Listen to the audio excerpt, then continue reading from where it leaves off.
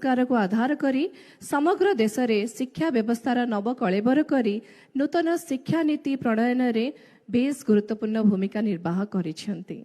समग्र भारत रे उज्ज्वल पुरुष भावरे परिचित उत्कल जननींकर कृतिविद्या संतान तथा ओडिया स्वाभिमानर प्रतिभू श्रीजुक्त धर्मेन्द्र प्रधान महोदय मान्यवर केंद्र मंत्री शिक्षा विभाग भारत सरकार को विनम्र अनुरोध करिबे निजर अभिभाषण रखिबे। जय जगन्नाथ, जय जगन्नाथ, जय जगन्नाथ। ओडिशा पर्व 2024 ये उद्घाटन मंच रे आम समस्त को प्रेरित करिबा पाई उत्साहित करिबा पाई ओडिया संस्कृतिर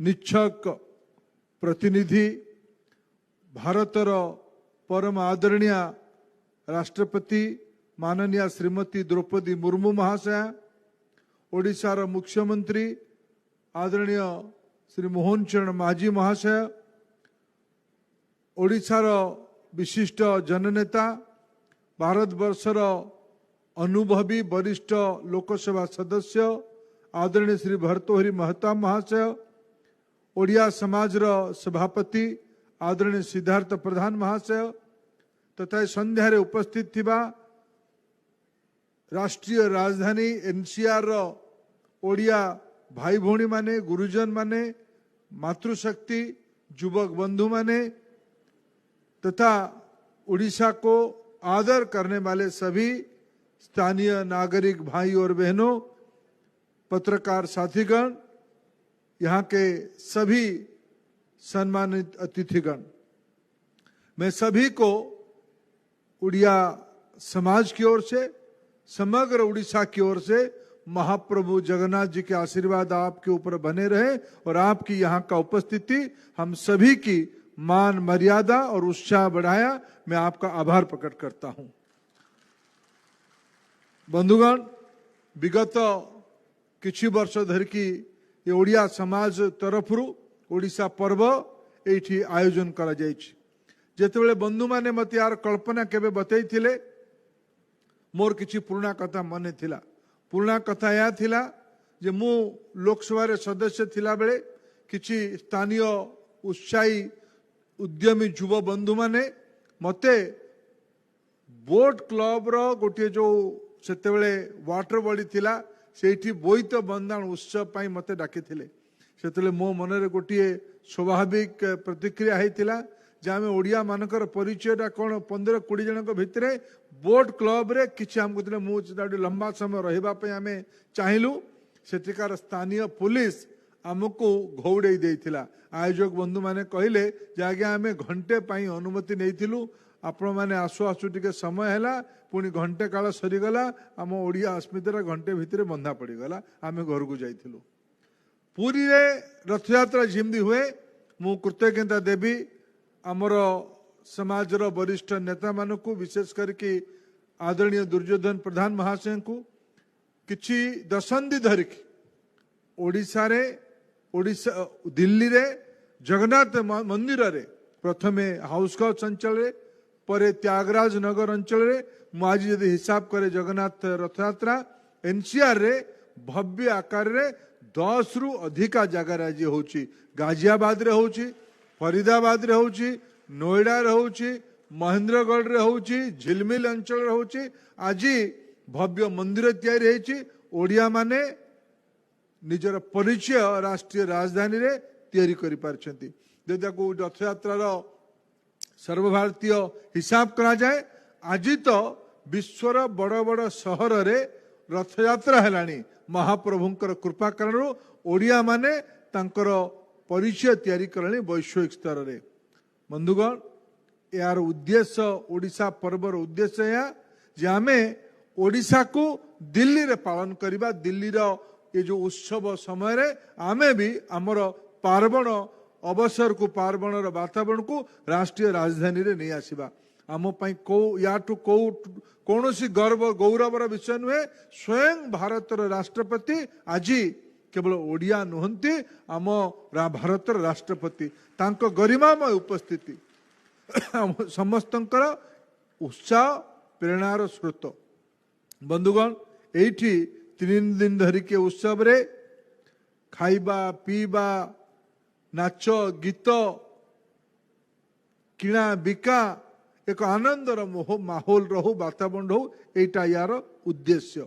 राज्यर आमर खाद्य राज्यर हैंडलूम राज्यर परंपरागत नृत्य टू आरंभ करिकी गोटे बंधु आज बोधुए तांकर परफॉर्मेंस हम सी एठी जगन्नाथ भजन को रैपर भावे एठी आज आम आगे तांकर कला परिवेशन करिवे। आमर अपेक्षा ओडिया मूलर किंबा ओडियात्व को विश्वास करुवा नुआ पीढ़ीर कलाकार माने ओडिशा पर्वर मंचरे अपेक्षा रखंतु। आमे आमर कला को प्रति वर्ष थरे राष्ट्रीय राजधानी रे आमे एठी करिकी देखेबु आमर सिद्ध आमे एठी प्राप्त करिबु। ओडिशार गाँ गंडर एठी नकुल भाईर झाल मुड़ी आसी बलांगीर रु एटा सबुठु बड़ गोटे नकुल भाईर ना नेली अनेक नकुल भाई मैंने किए चा धरिकी आसी किए आरिसा पिठा धरिकी आसी एठी जो मैंने दिल्ली रे प्रवासी ओडिया माने अछंती तांको एठी आम ओडिया स्वादर राशि लडू मिलु नथबो एठी तांको देखिल जने ब्रह्मपुर भाई सापुलु दांतकिली धरिकी आछंती जो मैंने ब्रह्मपुर लोक जानिथिबे तार अर्थ से माने कोन बुझिबे से माने एठिकार टेस्ट पाई नथिबे। यही उद्देश्य ओडिशा पर्वर। बंधुगण आज ओडिशा रे जिमती गुटे जगन्नाथ को नारु आमर परिचय आगुरी भी थिला एबे भी बढ़ुची। आमर पश्चिम ओडिशार गणपर्व नुआ खाईर आख पाखरे जुहार ना रे आज गोटे लोक पर्वर वातावरण भी आज सारा भारत रे हेलानी। जुहार भी आमर दिल्ली रे बड़ व्यवस्थित भावे पूजा को करुचे उत्सव को करुचे।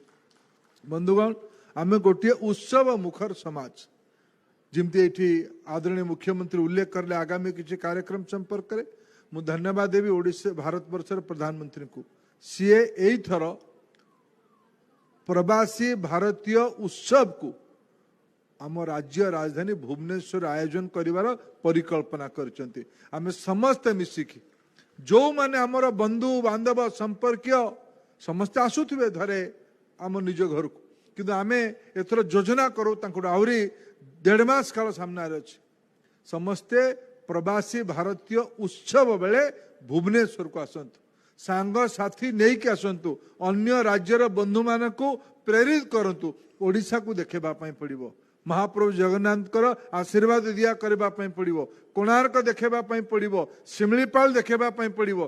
गत काली आमे गोटे बड़ आयोजन करलु आमर उत्कल केसरी डॉक्टर हरेकृष्ण महताम 125तम जन्म जयंतीर शुभोद्घाटन परम आदरणीय राष्ट्रपति महोदय काली विज्ञान भवन ने कले।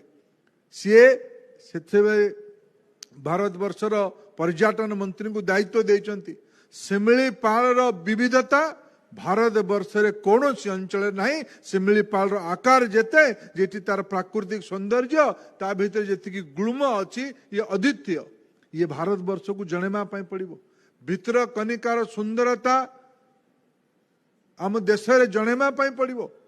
डेब्रीगढ़ रो कथा को आमको सामना को आनिमा पई पड़िबो। हीराकुद डैम रो कहानी को आमको दिल्ली रे स्टोरी बनेमा पई पड़िबो। यही उत्सव उद्देश्य आमर ये ओडिया पर्वर आगामी दिन रे टूरिज्म रो एई थर बजेट रे आदरणीय अर्थमंत्री पूर्वोदय को कल्पना कला बेले टूरिज्म कथा उल्लेख कर पर्यटन उल्लेख कथा उल्लेख कर। बंधुगण सरकारी व्यवस्था गुड़ हो पार नहीं जे पर्यटन आमे न चाहिमा आमे मु तो आपन अनुरोध करी आगामी 2 दिन रे आपण समस्ते 5 जन अण ओडिया बंधु मानू यही मंच को आणतु नाच देखातु गीत देखातु ये खुआपिया करातु किसी जिनस किणातु ओडिशार अर्थनीति रे लाभ हम ओडिशार परिचय बढ़िबो। बंधुगण मु आउ थरे आदरणीय राष्ट्रपति महोदय को कृतज्ञता ज्ञापन करुच्ची। ये उत्सव को आसिकी सी आमर सांस्कृतिक ऐतिह्य को आउ 2 पाद आगू बढ़ेले आमको आदर करले आमर उत्साह बढ़ेले। मुझे समस्त पाखे कृतज्ञता ज्ञापन करुच्ची। गोटे वर्किंग डे पर भी ये संध्यारे आपण मानकर उपस्थिति आपणकर ओडिया समाज प्रति आपंकर ओडियात्वर नवजागरण ये बड़ परिचय मु पुणी थरे आप समस्त को ये शुभ मंच शुभ संध्या रे ये सांस्कृतिक मंच रे स्वागत करुची। बहुत बहुत धन्यवाद। भारत माता की जय। वंदे उत्कल जननी।